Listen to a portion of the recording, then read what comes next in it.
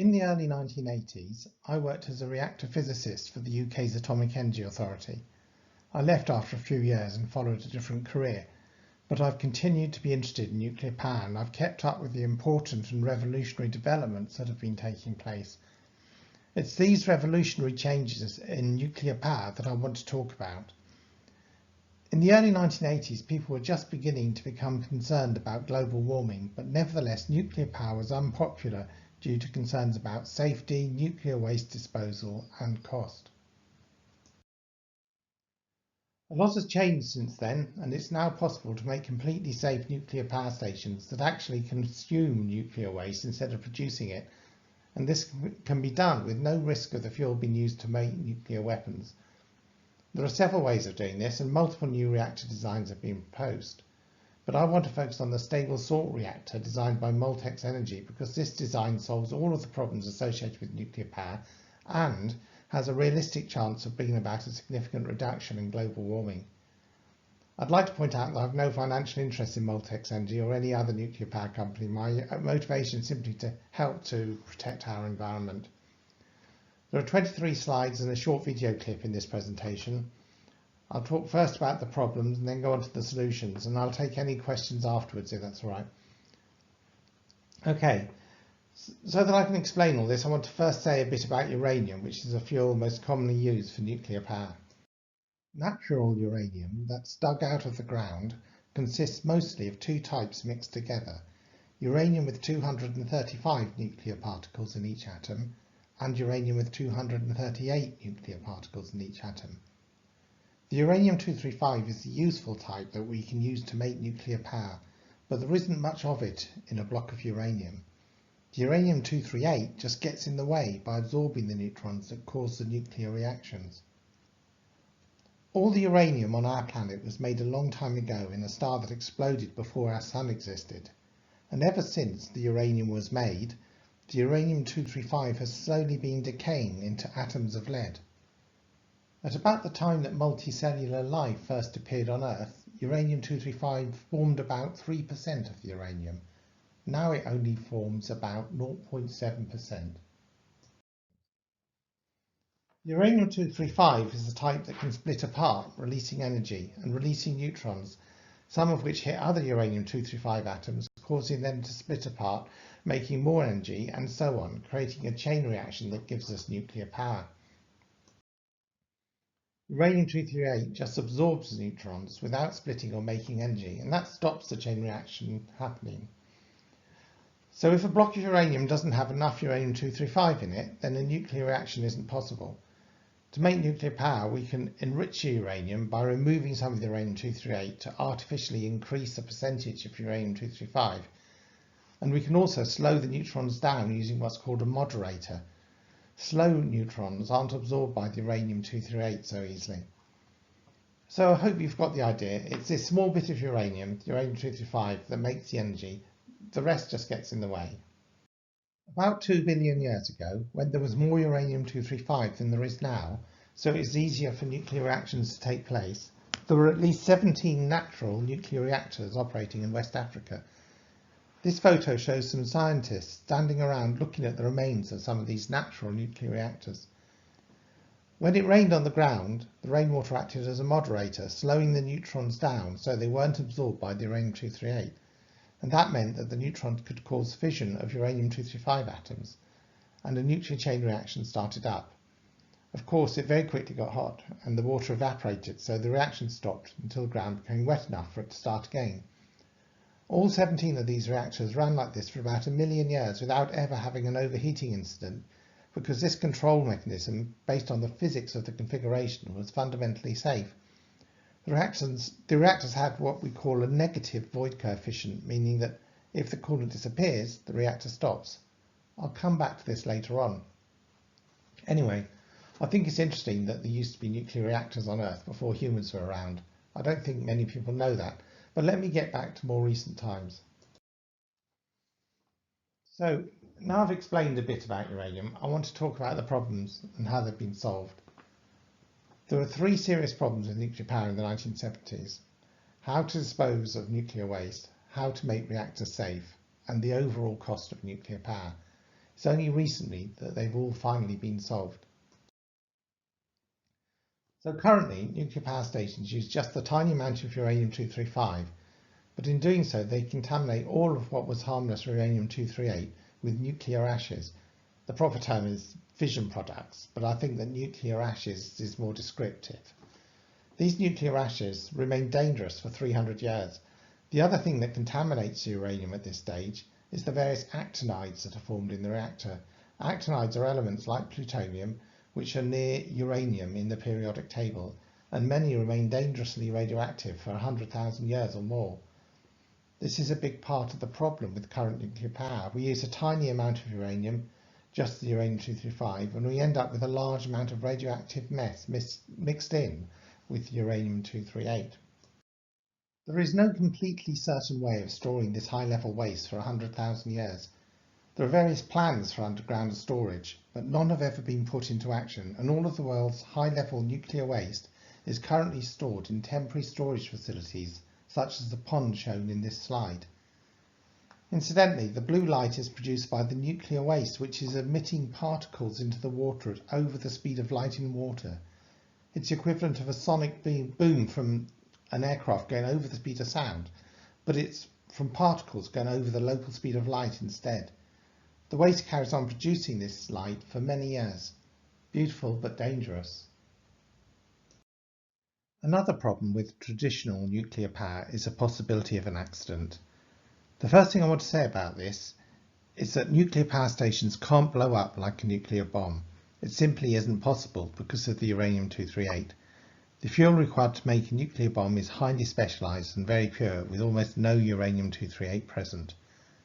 However, other types of explosion, steam pressure in the case of Chernobyl, or a hydrogen and oxygen explosion both at Fukushima and at Chernobyl, are possible.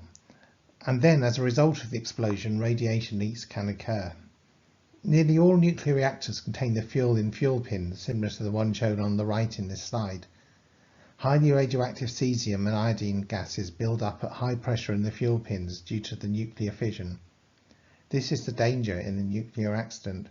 If these gases escape due to a core meltdown or chemical explosion, then large areas of land can be dangerously contaminated. This is what happened to Chernobyl and Fukushima, and nearly happened at 3 Mile Island too. I just want to have a quick aside here because I don't think it's widely known that the possibility of accidents at Chernobyl and Fukushima was predicted by the UK Atomic Energy Authority in the late 1970s. When I worked for the Atomic Energy Authority, my colleagues wanted the Soviets to close down the Chernobyl-type reactors because the design was inherently unsafe. The reactor had a positive void coefficient, meaning that in the event that coolant was lost, the reactivity would increase. This is the opposite to the natural nuclear reactors found in West Africa. They ran for 1 million years without overheating because they had a negative void coefficient. So as the water evaporated, the nuclear reaction slowed down. But going back to the Chernobyl accident, another problem was that there wasn't a secondary containment building around the reactor to stop gases escaping in the event of a core breach. This type of reactor would never have been licensed in the UK. Unfortunately, the UK had no influence over Soviet reactor design.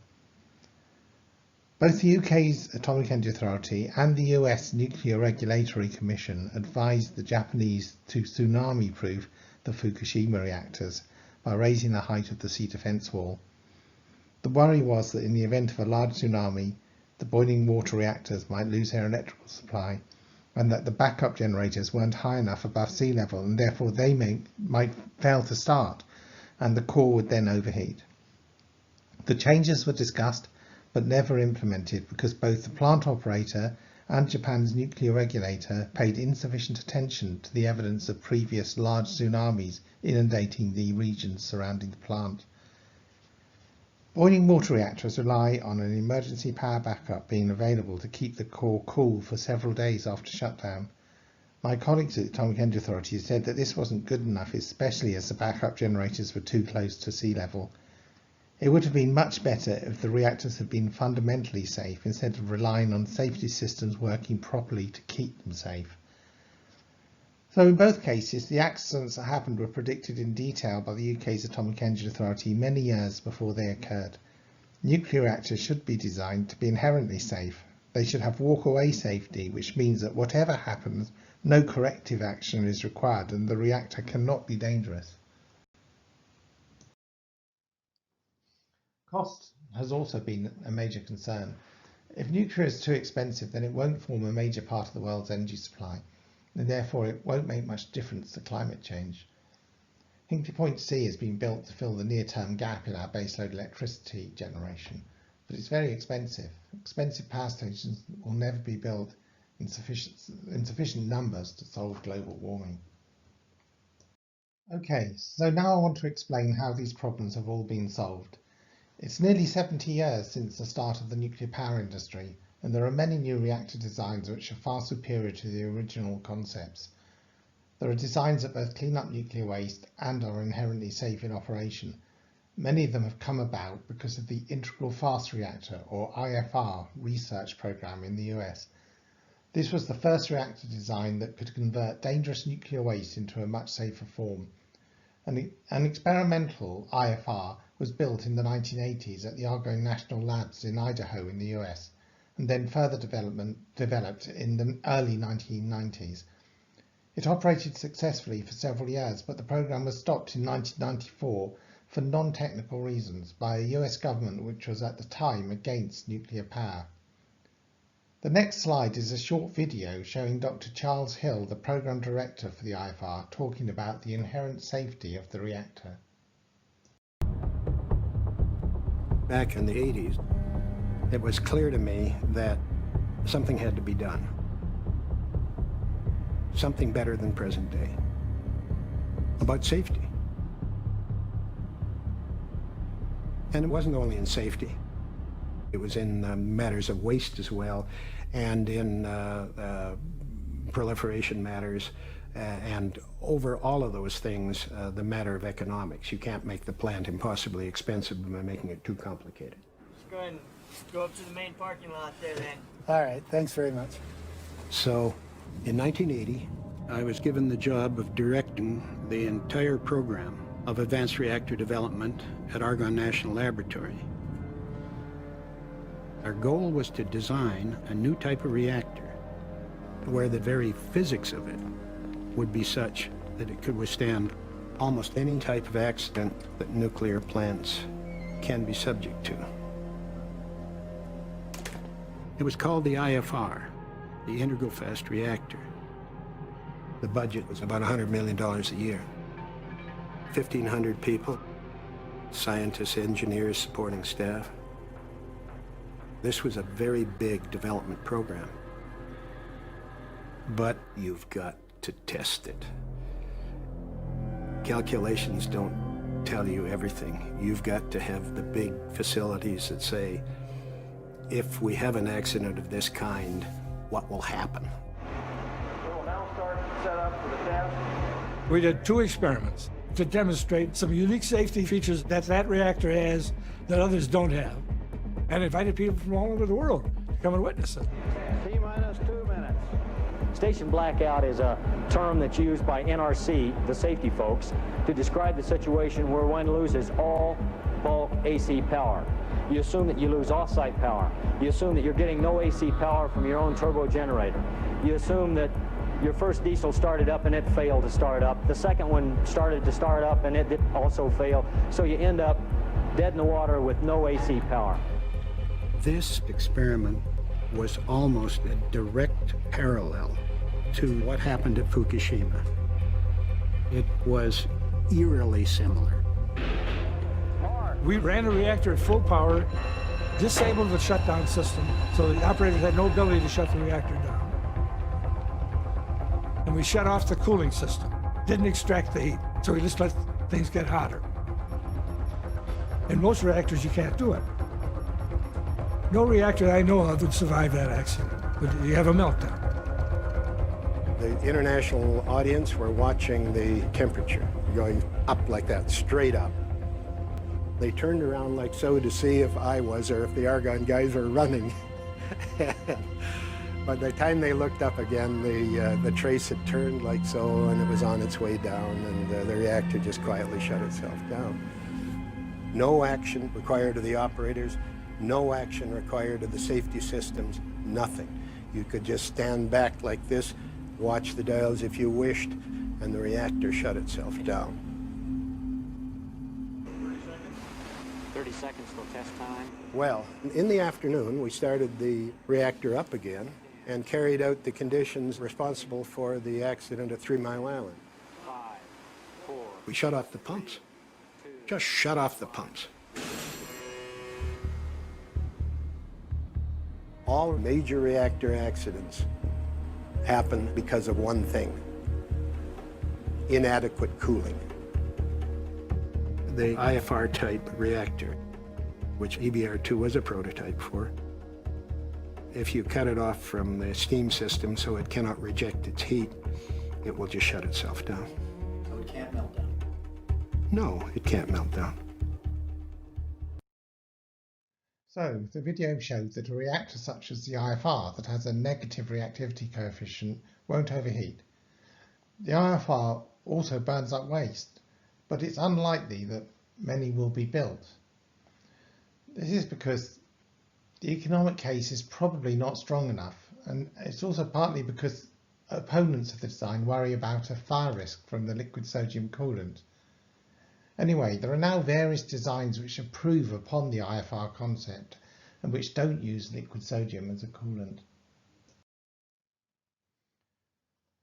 So, in order to really make a difference to global warming, new reactors must have the good characteristics of the IFR, i.e. converting nuclear waste into a safer form, and have the inherent safety of its negative reactivity coefficient, but they must also be so cheap that electricity companies want to buy and operate them. Also, the reactor must be capable of producing enough power to replace large conventional power stations, and ideally it should be able to respond very quickly to changes in power requirements so that it can operate in partnership with intermittent renewable sources of electricity, and so that it can meet sudden changes in demand. The Stable Salt Reactor meets all of these requirements. It's based on the same general principles as the IFR and has many similar characteristics, but it'll be much cheaper to build and operate. It uses liquid salt, just like table salt, as a coolant, and the fuel is dissolved in further liquid salt that's held inside the fuel pins. The Stable Salt Reactor takes the nuclear waste that we talked about earlier and processes it using an electro-refining system and then burns it as fuel. The end products are a huge amount of electricity and nuclear ashes.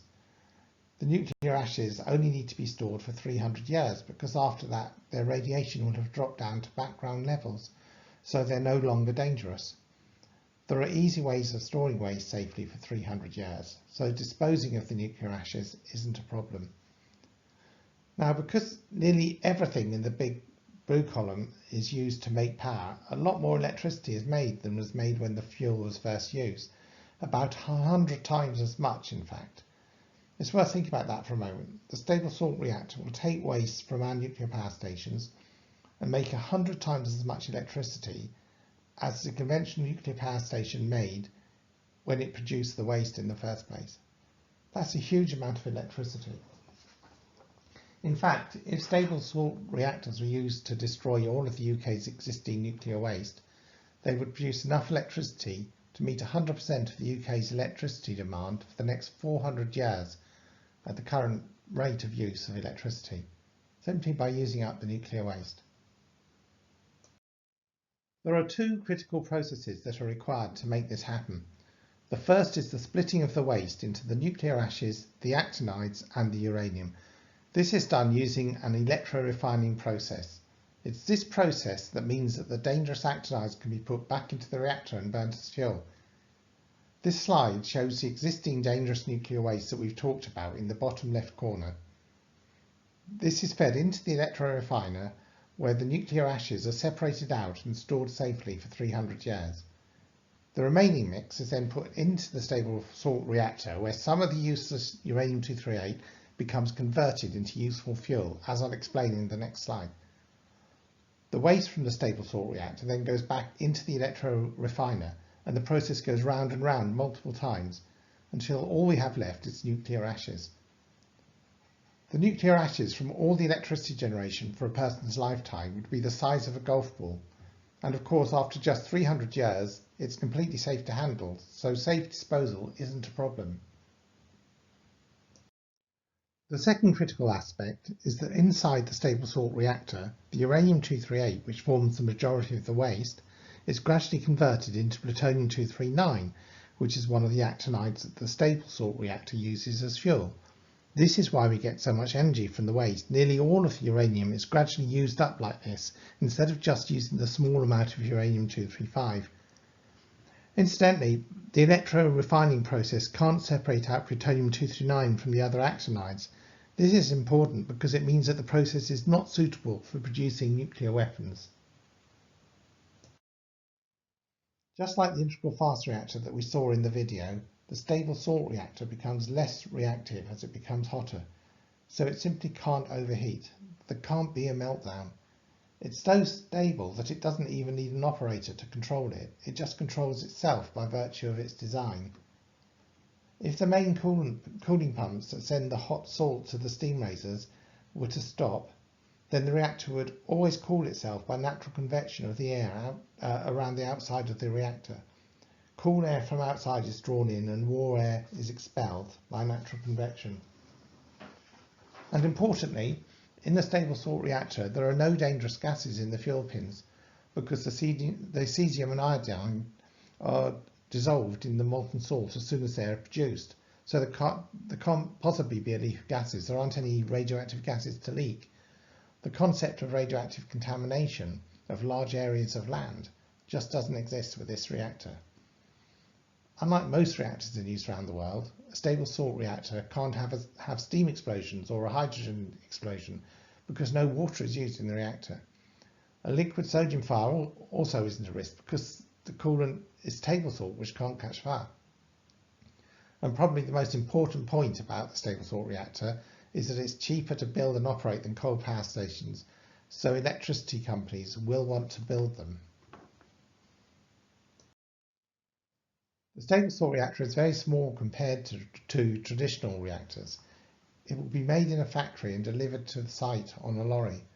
None of the pipework outside the reactor vessel becomes radioactive, so maintenance at the steam turbine side of things is simple. The reactor itself does not become very radioactive in operation, so decommissioning at the end of life is much easier than with a conventional nuclear reactor. Detailed studies by an independent body have shown that the stable salt reactor is very cheap to build and operate, cheaper than any fossil fuel power station. And the fuel is free because companies that store nuclear waste will pay the operator of a stable salt reactor to take the waste away. That payment will cover the cost of the electro-refining process. The stable salt reactor is load following, which means that if the electricity demand increases, then the reactor produces more power, and if the demand decreases, then the reactor slows down. There are no moving parts required to do this, it's simply the physics of the design. Because the molten salt is very hot, at around 600 degrees, it can also be used to heat up additional molten salt in an insulated storage tank when demand is low, and then the storage tank can be used to produce electricity at times of high demand. And for this reason, it fits well with the intermittent renewable sources of electricity. When renewables are providing enough electricity on their own, the stable salt reactor can heat up the storage tanks, and when renewables aren't doing so well, the reactor can power the grid with the help of heat from the storage tanks. This makes the system very flexible and particularly fast in responding to demand changes. Old coal power stations can have the dirty coal burning part removed and replaced with a much smaller stable salt reactor. The reactor is so safe that a safety zone around the reactor isn't required. The operating cost will be lower than when burning fuel because there's no need to pay for fuel. The trainloads of coal can stop. If you consider how the world's electricity is currently produced, it's obvious that to stop global warming, the fossil fuel power stations have to be replaced, and the stable salt reactor is an easy way of doing this quickly. This chart shows a recent cost comparison of various methods of producing electricity. The stable salt reactor by Moltex would come in at the very bottom as the cheapest form of continuous power generation. No stable salt reactors have yet been built, but Moltex are working with New Brunswick Power and expect to have the first stable salt reactor in service in Canada between 2028 and 2030. Moltex say that in the UK the first one could be in service by 2032. If hundreds of these reactors are to be built around the world, it would make a significant difference to climate change, but this is unlikely to happen without public support, so it's important that people become aware of the benefits of this new type of nuclear power. To summarise, modern nuclear power can get rid of our existing nuclear waste, be completely safe, make electricity very cheaply, and work well with intermittent renewable sources. We could have a near future in which by far the majority of the world's energy comes from safe, modern nuclear power. Transportation, industry, heating and so on can all be powered by electricity. The few exceptions, such as long-haul aircraft and shipping, could be powered by electrofuels, i.e. fuels produced by electricity. So I don't know if there are any questions. That's all I wanted to say. There's a suggested reading list here for anyone who'd like to investigate the subject further. I'll go back to the normal Zoom mode now and try to answer any questions that you might have.